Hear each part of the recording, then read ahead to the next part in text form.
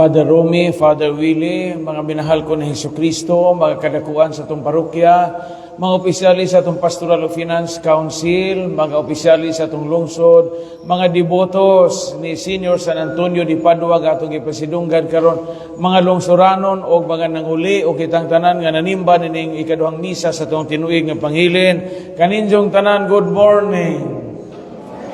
Viva Senior San Antonio di Padua, hatagan nato Senior San Antonio sa kamasipang ang pagpa. Ang piyesta sa mga santos mao po na ilang death anniversary. Pananglitan karon is June 13. Nganong June 13 ang piyesta ni San Antonio di Padua kay bao po ni ang pizza sa iyang pagkamatay. June 13, 1231. Kay ang pagsabot sa simbahan nganong ang ilang piyesta sa mga santos sa mga balaan sa langit baoy ilahang pahiamoy atong pahinungod tungod kay mao po di ilahang pagkahimugso ngadto sa laing kinabuhi. Muna ilang birthday into eternal life. So panalitad May 15 San Isidro Labrador, Mayo 15 wa po na pagkamatay ni San Isidro. August 16, San Roque, mao po na ang pagkamatay ni Senior San Roque. Ug karon, June 13, maoro ang death anniversary ni San Antonio di Padua. Bata pa ni nabatay si San Antonio, 36 years old. Bata pa man ang 36 years old, 36 anyos. Mga adyo mo kahadlok og sa Diyo tambagamatay. Kaya ang mga santos nga sa Diyo nagamatay. 36 pa isang edad namatay. Datuod ni siya og kaliwat. Ang original niyang pagan is Fernando Martins. Muna iyang baptismal name. Taga Portugal ni siya. Tapad sa Espanya. Bubito ng taliw-tiw og ilong. Dili prag ilong na among mga pari nga taga Antikira. Taga Portugal siya, unja wapo. Gikan sa pamilya nga dugganan. Kanang iyagan nga Antonio mo na gitawag niyang religious name. Kaysa una og busod ka og kanang pagka-relihiyoso sa iyo sa kongregasyon, utruhon imongan. Suduhay imongan. Ang tinuod niyang pagan is Fernando Martins. Karon nabantog si San Antonio isip usa ka magwawali. Bantugan nga magwawali. Umakaadto mo sa ihang basilika dito sa Padua sa Italy. Puhon kamo labi na kamo nga pang-retire pagtigo mo kay aron ni puhon mang-retire mo makaadto mo maka-pilgrimage mo makaadto mo sa Padua, Italy. Naay dako dihang reliquary. Unsa man ang reliquary, sudlanan sa bahin sa lawas sa usa ka balaang tawo nga gi-preserve. Namatay si San Antonio og June 13, 1231. Pagka 1263, 32 years after his death, giablihan ang iyang lubong. Giablihan. Pag-abli pa sa iyang lubong, nadugta tanang bahin sa iyang lawas, gawas sa duha ka parte, nga wa maunsa. Primero ang iyahang suwang. Sabot mo suwang? Sama napid ang suwang? Mga batadon din makasabot og suwang. Kini, mawita na iyong suwangon, manang tawhana. Suwang, jawbone, kini, wa madugta. 32 years after his death. Ikaduhang parte sa iyang lawas nga wa madugta ang iyahang dila. Kuyaw po ni mga balaang tao. Dugbok tanan iyang iyang lawas, iyang tiil, iyang kamot, naabog tanan. Pero naay duha ka bahin sa iyang lawas nga wa jaw maunsa hangtod karon. O wanto mo dito sa Padua, sa Italy, nag-anto mo kukasa, na diha gisuod, o kadang na murag relikwari, na murag garapong dako nga sa amin, tuwa dito ijang suwang o ijang dila, nawa madugta. Nganong waman madugta ang ijang suwang o ijang dila, tungod sa iyang pagabangtugan nga magwawali alang sa langit. Mga ampingan dyan naton atong dila. Kay ang dila ni San Antonio di Padua wa madugta tungod kay gigamit man ni sa pagsangyaw sa maayong balita o pagsangyaw sa gingharian sa Dios. Kini magong dila nato bantayanan. Kay daghang mga kinabuhi ganang nga guba og nagadaot tungod sa dila. Mga science teacher, mga maestro-maestra, kay bawa man ta sa mga taste, no? Sweet, sour, sa panang liba man natin lika, pila ka naka-taste na to. Mo man rin hibawaan nga gabit og dila, tamis, pait, aslop, sa padiha. Pero, labaw sa tanang butang, padaging tang San Antonio, nga gabiton unta atong dila sa paagi nga makahimaya o baka pasidungog kita sa Ginoo. Amen? Daghang mga klase sa dila ang ato nga mamahibo nga mabaturan. Primero, adunay dila nga balhiboon. Kano ba na? Yung matay ni tawhana, balhiboon o dila. Katuzog dila ning tawhana. Mo ning klasiha sa dila nga bakaguba o klaster. Mo ning klasiha sa dila nga makaguba og najong. Mo ning klasiha sa dila nga makaguba og silingan. Kana mga balhiboon og dila, mga kato og dila.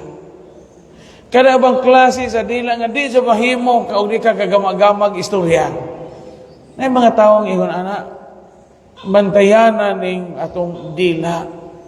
Kay kining atong dila makaguba og relasyon og di ta magbantay. Di bitaw toy usa ka parokya nga sa ulog sila og Paris recollection, Lenten recollection, panahog Kwaresma. Ingon ang pari, ugma sa closing mass na to sa atong recollection, pagdamog something nga makapahinumdob ninyo sa inyong mga cross nga gipasaan. Dito ng pagkauba ang mga tao, dinadanay na sila og simbolo, butang nga makapahinumdom nila sa ilang mga cross sa kinabuhi. Primerong parokyano, kay ipa-offer man sa pari aring altar. Primerong parokyano, gada og dakong bato nga bantiles. Sabot ang batong bantiles, kanang lagit. Ibundak na sa altar, mauto na yung kuros pa der. Kay di dyan ko kapasaylo og tao nga makasa na ho, gahi dyan ko kasing-kasing. Mao ga kining bato, padre, simbolo sa hong krus sa kinabuhi, nga di dyan ko makapasaylo og tao, labi na mga tao nga nakasilo o nakasa na hong gidawat sa pare.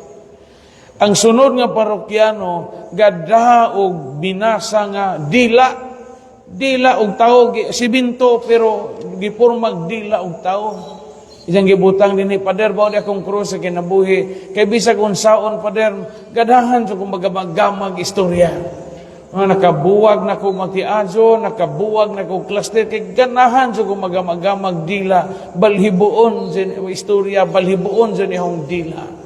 Gidawat sa pari ay katulong tao parokyano kuya wag isang kuros kay gipasan ay gikan sa Porta Mayor doon sa altar, gibangan pag giputos pa sa Manila paper, gibangan nag straw. Nakaigon pag opertore na pagganta ng opertore, nakaingon ang pari og litson. Yakoy naihatag na itong litson sa laban sa gibundak sa laki ang ijahang kuros nga giyang gipasan at ubangan sa altar. Hinglihok man. Sus pag-abli pa sa pare sa Manila paper, ang isa din asawa, isang gipasan. Yung padirbo na yung kuros, ako nang ihatag sa simbahan ng panuwayan. dila. Daghang mga tao nga balhibuon og dila. Si San Antonio de Padua dili balhibuon og dili katol og dila. Ikaduhang klase sa dila, mga igsuon, kanang la nga dila. Kadugog mo ana, yung batay ni tawhana, la magdila. Kadugog mo na mga tiguan, no?